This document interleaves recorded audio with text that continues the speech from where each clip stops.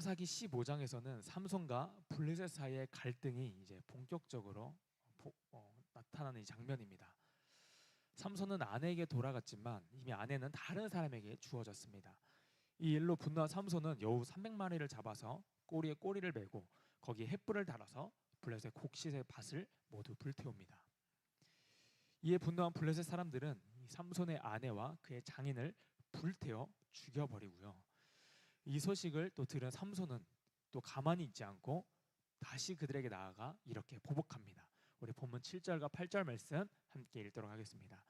삼손이 그들에게 이르되 너희가 이같이 행하였은즉 내가 너희에게 원수를 갖고야 말리라 하고 블레셋 사람들의 정강이와 널적 다리를 크게 쳐서 죽이고 내려가서 에담 바이템에 머물렀더라. 아멘. 복수가 복수를 낳는 끊임없는 싸움이 계속 이루어집니다. 삼손이 이렇게 블레셋 사람들을 치자 이번에는 블레셋 사람들이 복수하기 위해 유다 진영에 들어와 진을 치고 유다 지파 사람들을 괴롭히기 시작합니다. 그러자 유다 사람들이 이번에 블레셋 사람들에게 이렇게 따져 묻습니다. 본문 10절 말씀입니다. 유다 사람들이 이르되 너희가 어찌하여 올라와서 우리를 치느냐. 그들이 대답하되 우리가 올라온 것은 삼손을 결박하여 그가 우리에게 행한 대로 그에게 행하려 함이로라 하는지라. 아멘. 블레셋 사람들이 쳐들어온 이유를 유다 사람들이 묻고 그 원인이 바로 삼손 때문이라는 것을 알게 되자 이들이 어떻게 합니까? 삼손을 결박하기 위해서 유다 사람 무려 3,000명이 모입니다. 이 삼손 한 사람을 붙잡겠다고 무려 3,000명이나 되는 유다 지파 사람들이 모여들었습니다. 심지어 삼손은요, 적이 아니라 하나님께서 세우신 사사였습니다. 함께 힘을 합해 싸워도 모자랄 판에 그들은 지금 이런 대답을 합니다. 보면 11절과 13절 말씀 함께 읽겠습니다. 유다 사람 3,000명이 에담 바이템에 내려가서 삼손에게 이르되 너는 블레셋 사람이 우리를 다스리는 줄을 알지 못하느냐.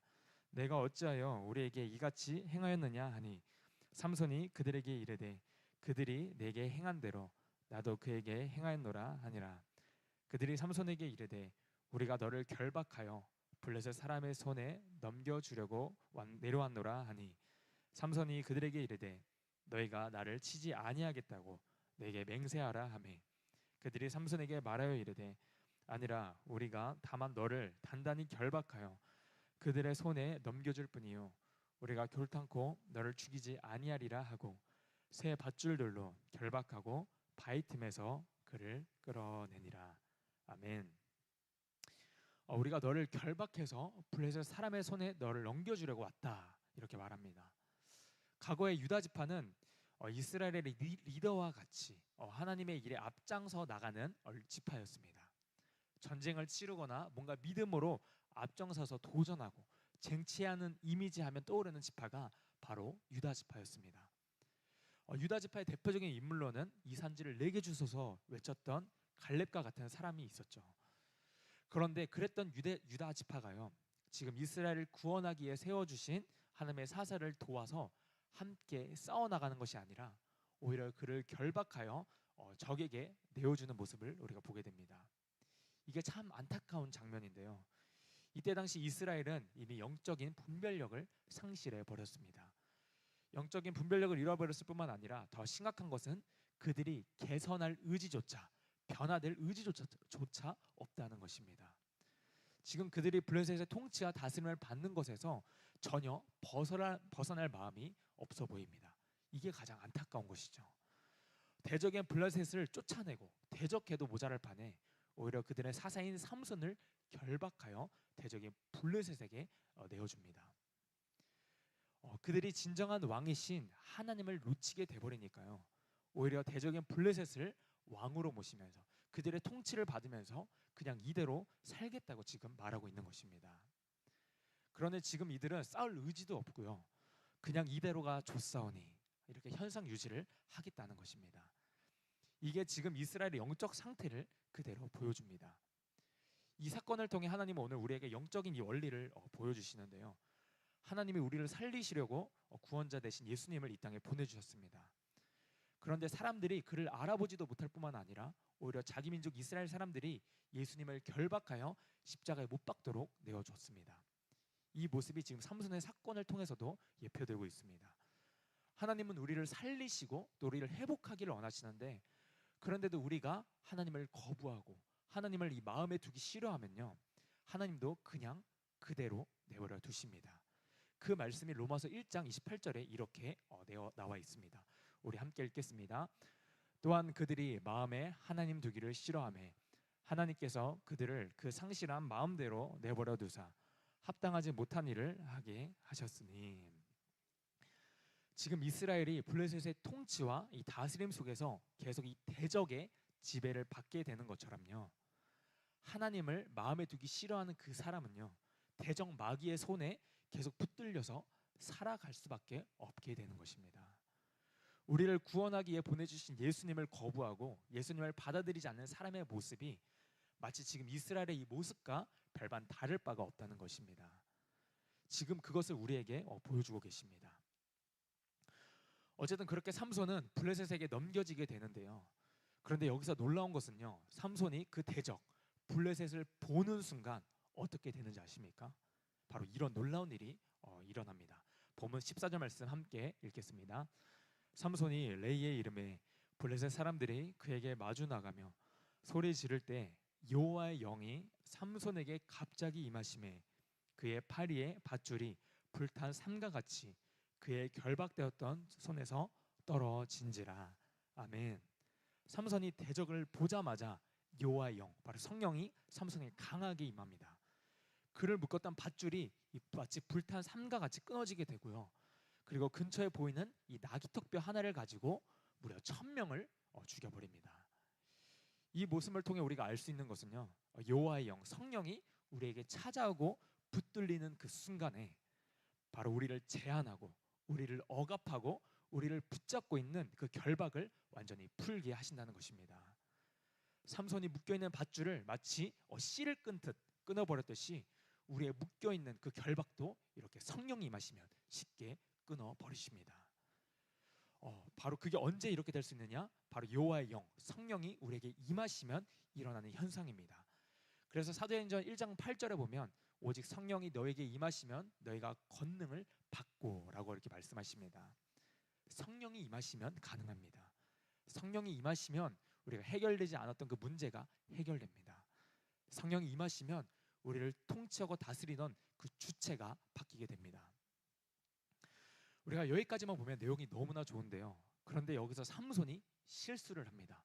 어떤 실수를 하느냐?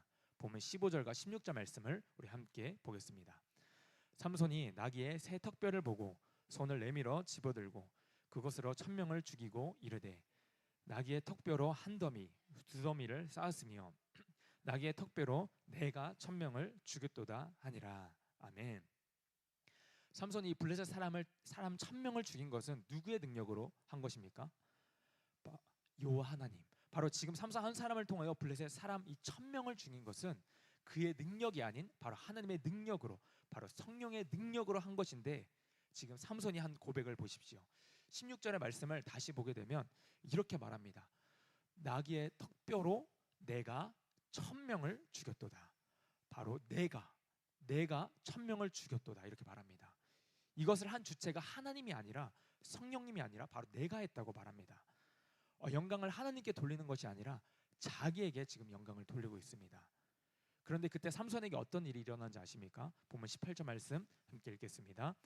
삼손이 심히 목이 말라 여호와께 부르짖어 이르되 주께서 종의 성을 통하여 이 큰 구원을 베푸셨사오나 내가 이제 목말라 죽어서 할례받지 못한 자들의 손에 떨어지겠나이다 하니. 삼손이 1000명을 나귀 턱뼈로 죽이고 나서 내가 1000명을 죽였도다 이렇게 조하고 있을 때 갑자기 이때 삼손에게 엄청난 이 심한 갈증이 몰려오기 시작합니다. 이 갈증이 얼마나 심했던지 삼손이 여호와께 부르짖기 시작합니다. 아마 삼손에게 죽을 것 같은 이 갈증이 몰려왔던 것 같습니다. 마치 사막 한가운데에서 물이 없어서 목이 말라 이 오아시스를 찾는 사람과 같이 삼손은 여호와 하나님께 부르짖기 시작하는데요. 그런데 여기서 그의 고백이 이 16절에 말한 고백과는 내용이 사뭇 다릅니다. 바로 내가 1000명을 죽였도다 말한 그가 정작 자기가 목이 말라 이 죽을 것 같은 상황이 찾아오자 이제는 이렇게 고백합니다. 주께서 주의 종의 손을 통하여 이 구원을 베푸셨습니다. 주체를 내가 아닌 이제 하나님께 돌립니다. 나에게 영광을 돌리는 삼손이요, 자기가 죽을 것 같은 이 상황이 찾아오자 이제는 하나님께 영광을 돌립니다. 그리고 하나님을 찾습니다. 주님, 이제는 내가 목이 말라 이 할례 받지 못한 자들과 함께 죽게 생겼습니다. 저 좀 살려주십시오. 삼손은 이 극심한 갈증 가운데 하나님께 부르짖고, 하나님은 이 한 우묵한 곳에 물을 터뜨려서 이 삼손의 갈증을 해결해 주십니다. 이 삼손의 모습을 통해 우리에게 주시는 메시지는요, 우리가 하나님께 귀하게 쓰임 받았을 때 우리가 전적으로 하나님께 영광을 돌려야 한다는 것을 말씀하고 계십니다. 그래서 성경에서는 우리가 선지를 생각하거든 넘어질까 조심하라 경고하시는 것처럼, 분명 하나님이 하셨는데도 내가 한 줄을 착각하고 내가 했다고 자랑하고 고백하면요, 하나님이 기뻐하지 않으십니다. 하나님이 우리를 사용하고 우리를 쓰시는 목적은 단 하나입니다. 바로 우리를 통하여 하나님이 하나님 되심을 드러내기 위해서, 하나님의 영광 받으시기 위해서 우리를 사용하시는 것뿐입니다. 하나님이 없으면 우리는 아무것도 아닙니다. 삼손이 아무리 이 나귀 턱뼈 하나로 1000명을 죽였어도 하나님이 그에게 물을 공급해 주시지 않았으면 아마 삼손은 그 자리에서 그대로 죽었을 것입니다. 하나님은 자기의 영광을 위해 우리를 사용하신다는 그 사실을 우리가 기억하기를 바랍니다. 또한 하나님은요, 부르짖는 자의 소리를 외면하지 않으십니다. 우리가 설령 부족하고 연약하여서 실수하고 넘어질지라도 하나님께서 우리의 잘못을 뉘우치고 하나님께 회개하며 나아가면 하나님께서 반드시 우리에게 회복을 주실 줄 믿습니다. 그러기 위해서 전제 조건이 우리가 하나님께 철저하게 회개를 하는 것입니다. 삼손이 처음에는 내가 했다고 고백했지만 자기가 이 죽을 고비가 찾아오자 내가 아닌 하나님이 하셨습니다. 이렇게 돌이키며 회개하는 모습을 통해 하나님은 그에게 기회를 다시 한번 주십니다. 본문 19절 말씀 우리 함께 읽겠습니다. 하나님이 레이에서 한 우묵한 곳을 터뜨리시니 거기서 물이 솟아 나오는지라. 삼손이 그것을 마시고 정신이 회복되어 소생하니 그러므로 그 샘 이름을 에낙고레라 불렀으며 그 샘이 오늘까지 레이에 있더라. 아멘.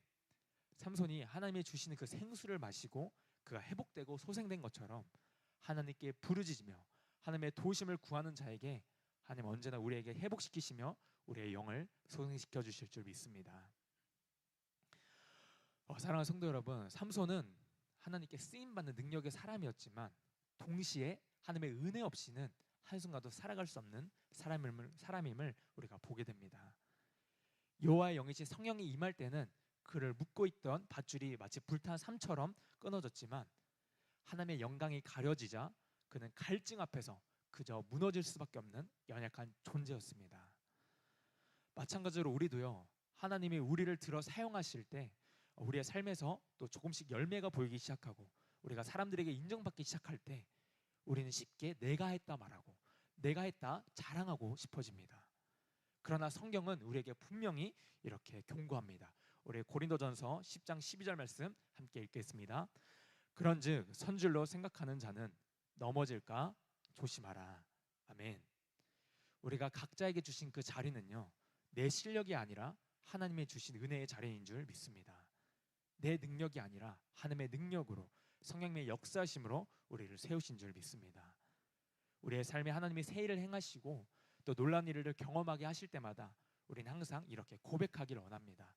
주님, 내가 한 것이 아니라 주께서 주의 종을 통하여 이루신 줄 믿습니다. 오직 주님만 영광을 받아 주시옵소서.